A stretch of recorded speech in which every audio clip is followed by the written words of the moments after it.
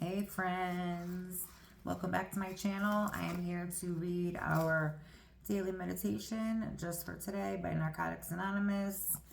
Let me explain a little because at this point I'm just like filling in gaps on my channel. A year or two ago I decided to read daily meditations for the whole year on my channel, and I wasn't consistent. I skipped around a lot. So like for the month of February, I may have had 10 videos. For the month of March, I may have had 25, whatever. But there was videos missing.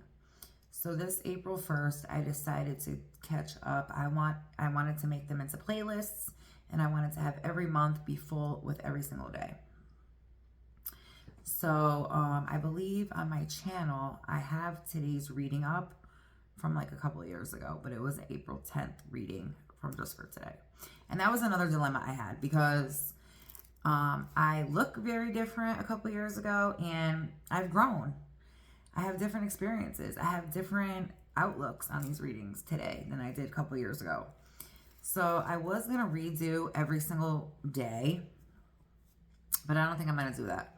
I just want to get everything up, and maybe next year I'll do the whole year new.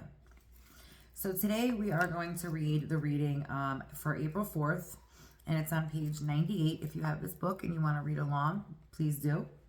The title of today's video is, or title of today's reading is Guarding Our Recovery. Remember that we are ultimately responsible for our recovery and our decisions. Most of us will face choices that challenge our recovery. If we find ourselves in extreme physical pain, for example, we will have to decide whether or not to take medication.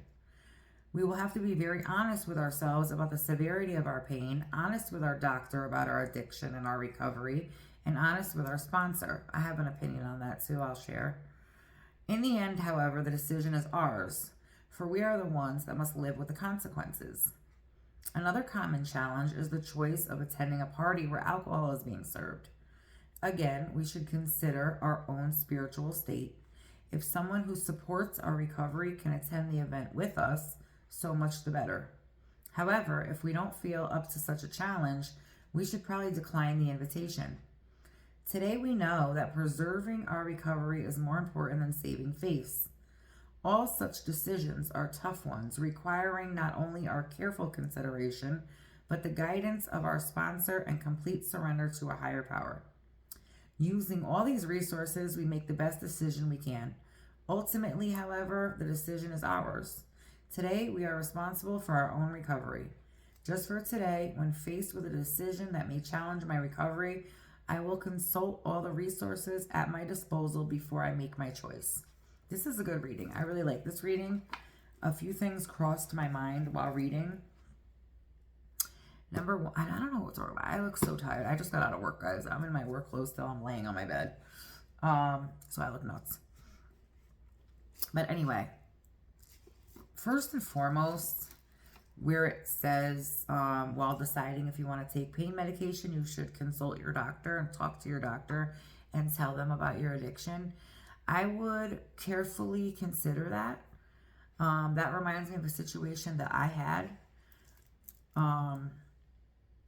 I have asthma, and every time I get sick, I get bronchitis. It goes straight to my lungs. I get pneumonia. I end up in the hospital, the ICU. I was in ICU for 8 days. And ever since I was a child, when these episodes occur, the doctor would give me Tussin, it's called. And it's a cough medicine with codeine in it. So I was in the ICU for 8 days with pneumonia. And I was slightly better at this point, and I was being discharged from the hospital. And that cough medicine is so important to me when I'm in that state, because I cough to the point where I like bruise my ribs, break blood vessels in my eyes, like throw up. It's very important that I have that cough medicine. I can't sleep. It's vital. So I'm being discharged, and I'm going through my discharge paperwork, and I see every prescription, like steroids for my lungs and ibuprofen, and I don't see the cough medicine. And I'm like, oh, they forgot my cough medicine. So I call a nurse in, and I'm like, and I tell her, like, they're missing that. And she gets this look on her face like, I'll be right back. And she goes and gets the doctor, and the doctor comes in, and I'm like, yeah, like, where's my cough medicine? And he says, well, I don't really exactly feel comfortable giving that to you to go home with. And I'm like, why? And he says, well, your history with addiction. I'm like, but I had it the whole time that I was here in the hospital. He's like, yeah, but you were observed. You were supervised with it. And I just don't feel comfortable giving you it.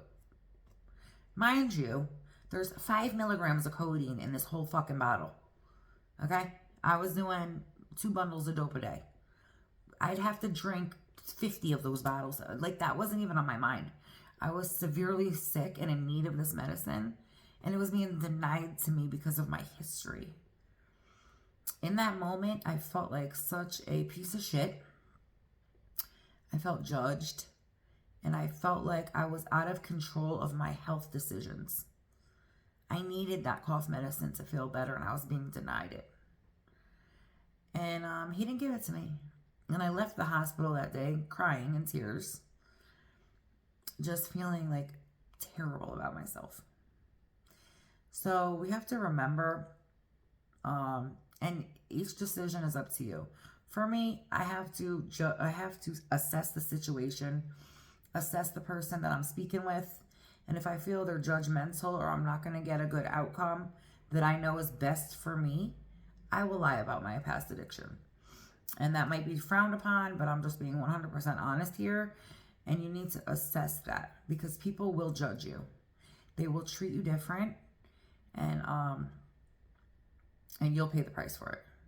So that's my stance on that. I do have to say, though, as the years have gone on, they're pretty, like, it doesn't really shock them anymore. I noticed, like, years ago when I would be honest about my history, they would visibly be alarmed. Like, I could see their face drop.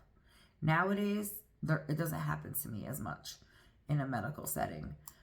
For example, when I go to get blood drawn, like, when I got clean, I had to, like, address a lot of medical issues that I ignored for so long. I had a hernia that needed surgery. I have PMDD, which is a sensitivity to the estrogen that drops during your luteal phase of your cycle. And I have severe emotional and physical symptoms from that, and that are still being addressed. I'm going to make a whole video on that. But that's something else that I had to address, and I had to get blood work. And being an intravenous user for so long, my veins are fucked. They're bruised, they're collapsed, I have scars. So when I go to get my blood drawn, I tell them, like, it might be a little hard. I was an intravenous user. And they're like, don't worry about it. It's okay. You're clean now, though? Yep, I've been clean for, congratulations. That's amazing. So they're getting more used to it, I notice. But still, you still might come across that 1 or 2 people who still judge. So just consider that. That is what I have to say about that. There was something else that I wanted to say. Let me circle back. So it says you have to consider whether you're going to go to parties, if alcohol is being served. Thank God I don't have that problem. And I always say the alcoholic probably has it the worst trying to get clean, because it's socially not only acceptable, but it's promoted. Hey, why not have a drink? Like, what's up with you? Why won't you have a drink? What are you, pregnant? Like, what are you, corny? Like, it's a glass of wine. It's only a beer. Like, it's very socially pushed. Not only that, there's like a liquor store on every corner, and it's legal. I couldn't imagine if there was a heroin store on every corner and I could just walk in and buy. I don't think I would have ever got clean. Like, how do they do that? So thank God I didn't struggle with it, with alcohol. And this is probably, no, it is totally against Narcotics Anonymous traditions. But I don't work for them, and I don't live for them. But I do have a beer or a glass of wine here and there throughout the year, and it doesn't bother me at all. So I'm glad that I do not have that issue to work through. My heart really goes out to the people that do. I could not imagine. Like birthday parties, weddings, maybe not baby showers, there shouldn't be alcohol there, but there's just restaurants, there's always a bar right there, and it's so easy to walk up and say, hey, can I get a beer? Can I get a glass of wine? Nobody's going to look at you like, ooh, they're drinking a beer. Like they would if I said, hey, can I get a bag of dope? I'd be looked at like a mental case. And it's just so socially accepted and almost forced. Like the peer pressure that people have to deal with surrounding alcohol is really, really hard. And my heart goes out to those people. So yeah, that's what I got out of today's reading. Let me know what you guys got out of today's reading in the comments below. And I'll see you here later.